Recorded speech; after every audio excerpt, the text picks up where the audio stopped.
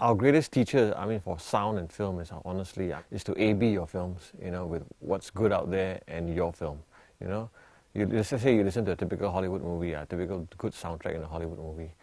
You hear the soundtrack, you hear the dialogue, you hear how crisp it is, how clear it is, and you compare it to your film, and you see, okay, why is my dialogue sounding like this compared to that dialogue? Okay, what can I do to improve it? The key thing is actually to just use your ears to teach yourself. Basically, you just A/B. I think that's how I learned also, honestly. When I started out in the industry, there weren't any schools, so I had to A/B a lot of stuff. Pre-production, before you do your shoot, before you confirm your location,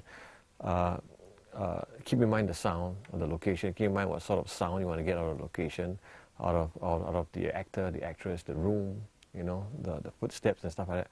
Get the sound guys in as early as possible rather than, or you see them, you meet them on the set, and then they have to live with what you've got, which can be quite tragic because the location is very noisy.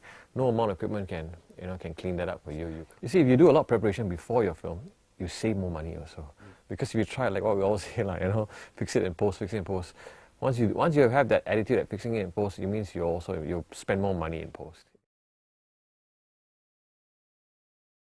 ADR, I mean, it's still not totally unsalvageable. I mean, if you've got bad audio on location, all that, Of course, it's a very tiring process. No actor or actress likes doing ADR, but, if it's necessary, then it's necessary. So how do you go about doing a good ADR? Well, first of all, find a good room, If you can't afford a studio, find a room in your home, be it a bedroom, even a storeroom. Pad it up with what you got, like mattress, pillows, or if you can find spongy material, blankets even. Normally for ADR professionally, we use two mics, one a dynamic, one omnidirectional or directional mics that you use on location.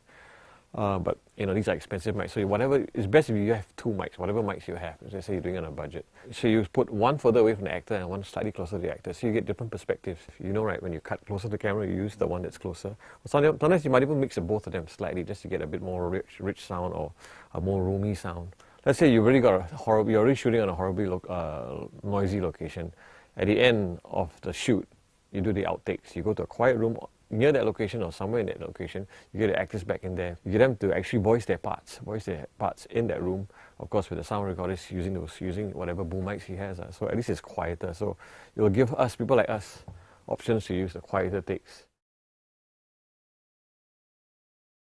It's not a case of getting somebody who can just play an instrument to score the picture.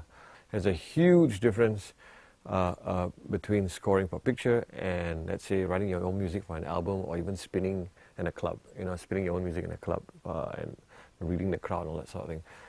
When you're scoring for picture, the picture comes first, you come second. You bring out the emotion, and you do not get in the way of the pictures or the story unless it is intentional. You might need to get somebody with a bit of experience. If you can't, then you really got to sit down with the composer and make your brief as precise as possible. You say, this part I want this guy to feel this way. This part I want total silence, because silence also tells a lot of stories. I think that the greatest film that ever used silence, even to date, to scare people was The Ring. Ring used a lot of silence, and it scared everybody.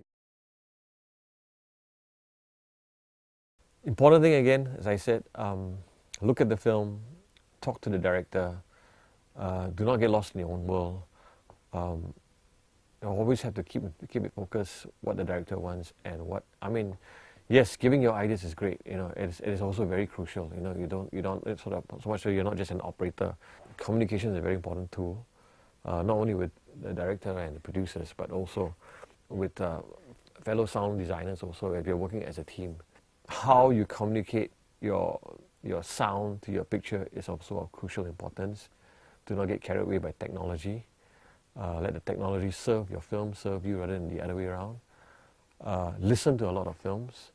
Listen a lot of films, and and go to online forums and chat a lot about what's the latest technology out there, and find out how things are being done, and keep yourself abreast with the latest technology and how people do things.